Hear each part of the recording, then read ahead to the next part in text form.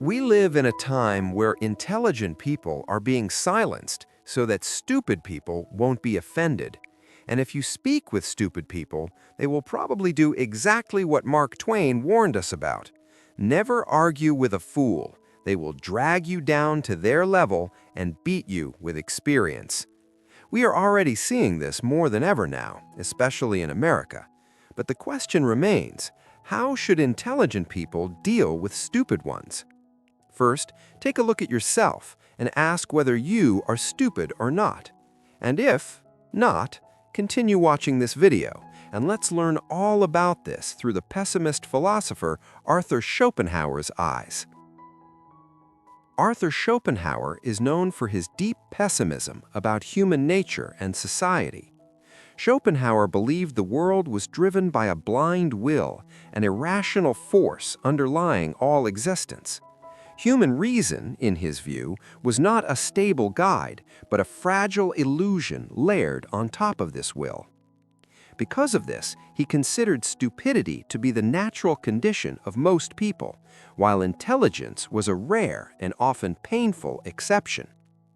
This outlook is captured in his sharp but dark humor. He once remarked that the doctor sees all the weakness of mankind, the lawyer all the wickedness, the theologian all the stupidity. The joke reveals something serious. Every profession encounters humanity at its worst, and from the philosopher's perspective, foolishness is everywhere. At first glance, such a view might seem to encourage hostility toward the ignorant. Schopenhauer does acknowledge a form of detached contempt, but more than anger, what the intelligent experience is disillusionment. He observes that intelligent people often find ordinary social life empty and exhausting. No one shows himself as he is, but wears his mask and plays his part. Indeed, the whole of our social arrangements may be likened to a perpetual comedy. And this is why a man who is worth anything finds society so insipid, while a blockhead is quite at home in it. The intelligent person sees through social masks and shallow performances, while the blockhead feels perfectly comfortable within them. This imbalance makes genuine conversation and cooperation difficult. Schopenhauer also emphasizes how deeply vanity shapes human behavior. As summarized by philosopher Mary Warnock, people cannot bear to be seen to be defeated, especially when this would suggest they were stupider than their opponent. When a foolish person is challenged, the resistance is rarely about evidence or truth. It is about pride. To lose an argument feels like humiliation, and so reason is rejected in favor of stubbornness. And here lies the paradox. The intelligent person values truth and clarity, yet must interact with people whose pride makes rational discussion dangerous. Even when intelligence is on the side of truth, confronting ignorance can provoke resentment, envy, or outright hostility. Schopenhauer warns that winning an argument may still result in losing peace of mind, social harmony, or personal safety. This creates a kind of strategic dilemma. How should intelligent people deal with idiots without sacrificing their own serenity? The answer will soon be revealed in this video. But first, let's learn the nature of a fool through Schopenhauer's eyes. In The World as Will and Representation, Schopenhauer recounts an encounter with an 11-year-old boy in an asylum whom he judged not to be insane, but merely stupid. The boy could speak and reason at a basic level, yet he failed to grasp simple causality. He was endlessly fascinated by the reflection in Schopenhauer's monocle, unable to understand that the image was only a reflection and not a separate reality. As Schopenhauer explains, stupidity, according to Schopenhauer, is a failure to understand causation, or in other words, why things are the case. Without the ability to connect cause and effect, even in simple situations, the child's mind functioned much like an animal's, reacting only to immediate stimuli and easily deceived by tricks or illusions. This leads to an important distinction. A fool is not someone incapable of learning facts, but someone whose power of understanding is underdeveloped. As he writes, a stupid person has no insight into the connection of natural phenomena. He readily believes in magic and miracles. He does not observe the concealed motives. Such a mind takes the world at face value, fails to see underlying structures, and is therefore easily misled by religion, politics, or manipulation that a sharper intellect would immediately detect. Psychologically, this means many fools operate almost entirely on impulse and emotion. Reflection, foresight, and planning are weak or absent. Their decisions are driven by immediate desire, envy, or social pressure rather than long-term understanding. Schopenhauer links this directly to his concept of the will. The less reasons it, the more dominant it becomes. Intelligence allows one to imagine consequences and delay gratification. Stupidity is satisfied with the present moment. Schopenhauer's own attitude toward such people was distant rather than cruel. He believed their suffering stemmed from their nature, and that in a metaphysical sense, they were victims of the same blind will that governs all life.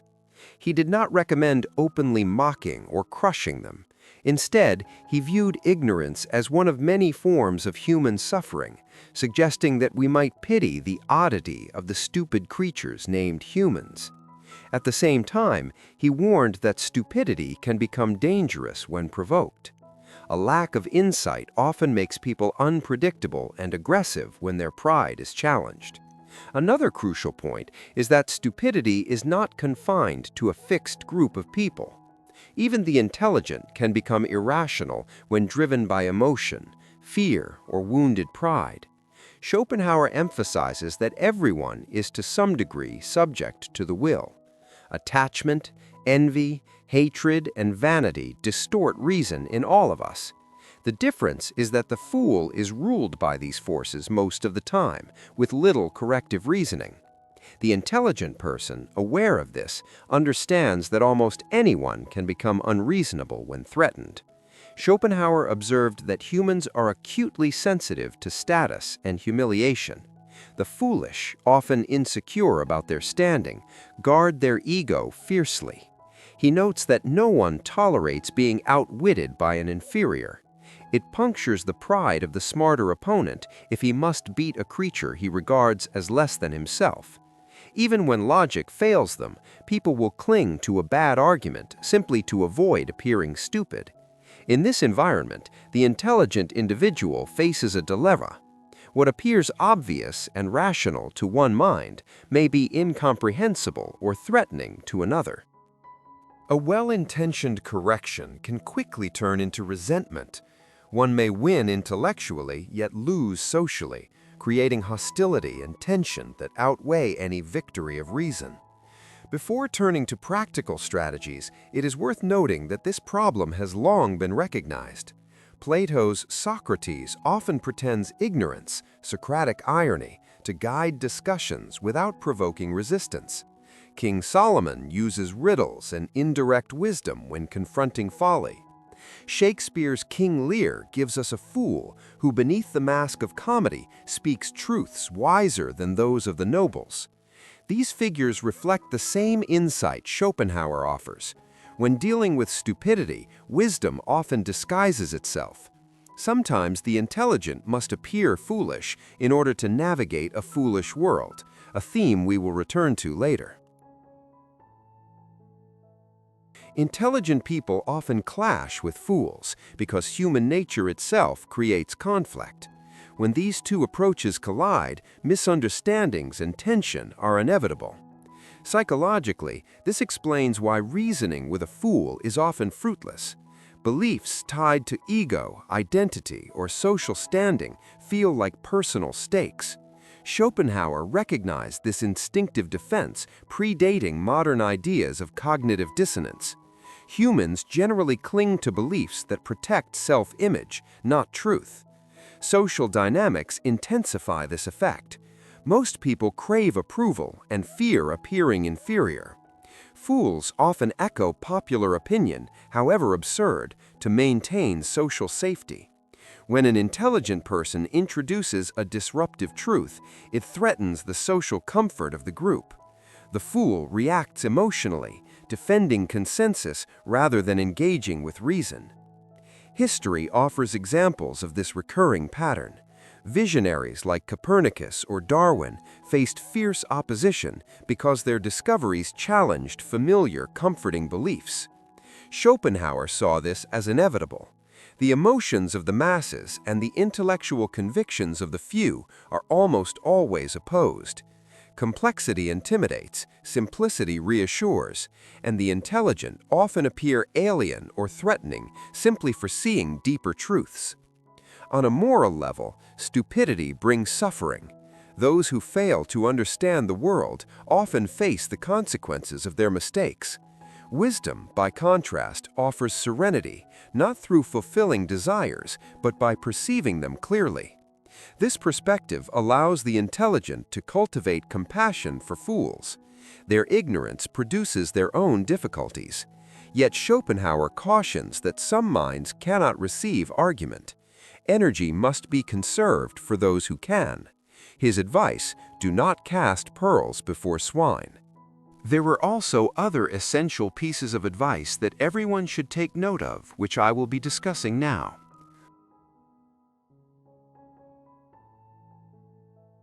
Understate your intelligence. Do not announce your superiority. Reveal insight only when necessary. Many successful scientists and thinkers avoid advertising expertise to prevent envy or rivalry. Literature illustrates this. Prospero, in The Tempest, guides events quietly, while Shakespeare's verbose Polonius often undermines himself by over-explaining. In real life, a teacher or manager might correct errors gently, giving others room to save face. Intelligence should calm situations, not provoke resentment. Sometimes verbal concession is the smartest move. A response like, "That's an interesting perspective, I see why you'd think that," allows dialogue without conflict. Schopenhauer notes that even insincere praise can diffuse vanity and prevent escalation. Sun Tzu advises feigned weakness to neutralize opposition. By protecting the fool's ego, you avoid needless battles. Withdrawal is often more effective than confrontation. Schopenhauer recounts Thrasymachus leaving a debate with Socrates, uninterested in wasting energy on folly. In practice, this might mean pausing a discussion, changing the setting, or postponing decisions. Let fools express themselves fully. They often exhaust their own misconceptions in the process. Then guide the conversation gently with questions, anecdotes, or subtle examples. This is not forceful correction, but careful navigation, leading rather than pushing. The goal is to open perspective without triggering defensiveness. Schopenhauer notes that complex language can sometimes protect clarity. If a fool cannot follow technical terms, their authority may seem diminished. This should be used ethically and selectively, such as in professional negotiations or debates, not to belittle, but to manage interference. Intelligence is a tool. Knowing how to use it is part of strategy. Wit allows lessons to land without confrontation. Schopenhauer favored irony and subtle humor. A light, self-deprecating story or a playful anecdote illustrates truth indirectly, letting the fool recognize contradictions without embarrassment. Socratic irony operates on the same principle, appearing naive to reveal deeper insight. When rational arguments fail, appealing to self-interest or practical consequences can succeed. Schopenhauer emphasizes that the will is more effective than insight. A manager may stress consequences. A friend may highlight personal risk.